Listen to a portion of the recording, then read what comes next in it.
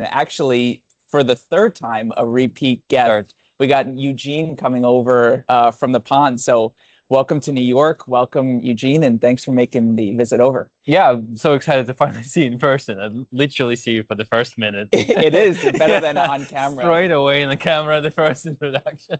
So let's hear kind of raw, unfiltered, your first take after getting off the plane and walking through some of your big takeaways on existing facades here. Straight away, I can notice how much retrofit is going on and remediation. Not remediation, I don't know. Remediation is something in terms that we use for fire remediation in UK, but here repurposing. Not sure. I see a lot of cradles and people suspended off ropes doing something. So right outside my hotel, I'll probably send you some pictures. I have witnessed a opening up works of one of the facades in one day, from very early in the morning to early in the evening to late in the evening. And the guys opened up existing brick facades, top and bottom of the window, and they just completely covered that later on with membranes. So, and I understand this is happening all across New York as I walk around. So this is existing facades about 50 to 60 years old. Windows are obviously not from that time. So they're probably around 25 years old. And there's constantly some works happening on them.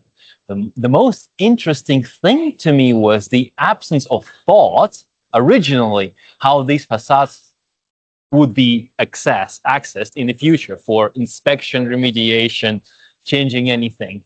So it's so ad hoc that was just so surprising to me. It's probably that was striking is to me is that it's different to what we have in Europe from the perspective of even back in the day there was some provision for access built in, and in New York I'm not sure that the historic building have that thought to it. Well, there's a few things. There's access for cleaning, access for maintenance, and when people think, I think, existing buildings, they go back to these pre-war style buildings, and they're not thinking your even modern 90s, 80s curtain walls are now 30, 40 years old and going to require a lot of maintenance. So because we have the FISP requirements, facade inspection safety program, where every 5 years you have to have physical hands-on inspection. All right. It requires that sort of intimate access for a design professional to have to do their probes and externally. Yes. So every single facade every 5 years is access for safety externally. Correct.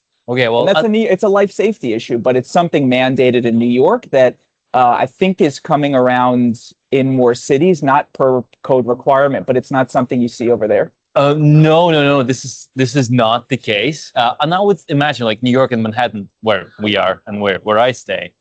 From what I see, I constantly just have under this kind of being this professional deformation of me thinking that something will definitely fall on my head right now in this second. No, because you can see all of these kind of ad hoc people there unsuspended on the ropes without any gantries on top of you. So you don't see the sidewalk sheds, and that's part of it. If the building is deemed sort of unsafe structurally from a life safety standpoint, they have to leave that sidewalk shed. Right. That's costing the owner money to keep it rented and keep that access. So, the owner should be incentivized or motivated to remediate the issues. What scares you more? Glass or opaque members? No, anything falling off, and me knowing that anything that is falling off the facade, if it's like more than fifth floor, the fifth story, it has the capacity to travel much further away to just a gantry. The wind will take it. They will take it, and they can hit you. So I'm not sure. It's just I'm quite sure it's safe because I have looked online how many casualties were in the last year and found nothing, which is I imagine that it's fairly safe. So there's nothing really falling off and killing people or having any injuries, which is encouraging. So there's something in place, and now you just may confirm that this is actually the place is in places every 5 years. Someone monitors them. Yeah, people used to do it by binoculars. They do drone inspections to see things up close, and you could do binoculars, especially areas you couldn't have access to. But your typical BMU system will allow you access accordingly around the elevation, and then you can rely on a suspended rope system to get you to more difficult areas. Who is doing that? I'm so curious. Who is that person who is accessing this? Is like a bunch of consultants who have license to do it, or is it there's a designated person who is doing this? What we call design professionals. There's what's called a QE, a qualified exterior wall inspector. So that might fall under your whole jurisdiction of what makes somebody qualified. A registered design professional, which is an architect or a licensed professional engineer. But yeah, the owners hire these design professionals to assess their building, do the physical hands-on inspection, and then recommend remediation programs, replacement programs, whether it's temporary or long-term. They're not looking for leaks; they're looking for safety. That's something that's important. Yeah. I mean, I think it's leaks need to be resolved, and it depends. What are you talking about? Thermal leaks, air leaks, or water leaks? No, the safety is critical, and I'm glad to hear that there's someone responsible for safety. Like there's an officer designated you can actually hire, and you're mandated by legislatively to actually make that happen. That's for public good, and that's fascinating. This is in place, and I don't think we have that. I'm not aware of anything or a city in Europe that would be responsible for it. There's a legislatively responsibility of the owner to have the building safe. And there is operating and maintenance manual in place. Whether that is followed is a different question. So for a question to you, how is it policed? Like, for example, I'm an owner of the building and I went bust.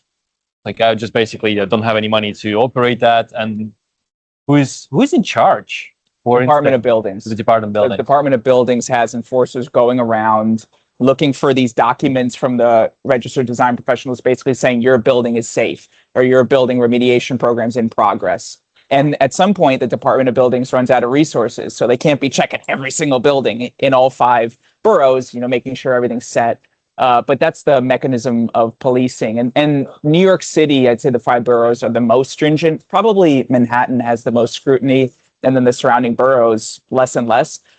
You go to New Jersey, right over the river, most of that stuff isn't inspected. Right. And so, it's tough to, especially from your perspective, extrapolate, this is how they do things in the States, because it's so different from not only city to city, but, you go 5 miles in this direction or this direction, it could be completely different. Yes, it's within even one city, it's so compartmentalized to the degree that, there's different regulations and laws from, across the street, across the river, across anything. There's different requirements there. So even as the same country, it's more of like a bunch of countries, together with different regulations. I'm surprised that in London, especially, you don't have that type of life safety inspection requirement on existing buildings. You do, but I'm not sure. I can't point a finger on how it's legislatively. It's not something like every 5 years. I'm not aware of that, and that there will be someone looking at if it's safe or not. We now have that. I mean, we now have something like that in place, but it's not as police. For example, you have a separate department to look after whether the building's safe or not. We only recently have something like that, and people really look at fire safety. You may have heard of Grenfell disaster. Sure. And after that, there's a building safety regulator in place who are reviewing all the existing building safety. But for some reason, it's more about fire, whether there's fire escape in place, whether staircases are in place, whether the materials are appropriate, whether there's what you call fire blocking in the walls and compartmentation, but not necessarily from safety. Just recently, 3 weeks ago, there was a disaster in central London, Holborn, which would be a central Manhattan. A very young man, 23 years old, was leaning out of his balustrade, looking at where the delivery of his pizza would be arrived, and the balustrade gave way. Unfortunately, he died. And the original, not the original, what we now learn is that this building was inspected only last year, and the signs of corrosion were found on that balustrade. And what they decided to do, they decided to paint over them. So, going back, it's usually these incidents that lead to more stringent requirements. And there should be a competent person reviewing that. We now are really good at getting competent person to design, but actually, what we just find out, we may not have a competent person to review these buildings for the safety. And that's actually where I think New York appears to be really ahead of Europe, at least London at least, yes. So, Eugene, thanks for coming on. Big takeaway. Seems like we are ahead when it comes to structural inspections, but we have a lot to learn in terms of fire safety. and things to continue to share with one another. So Eugene, thanks for coming on. Thank you very much. Thank you for having me.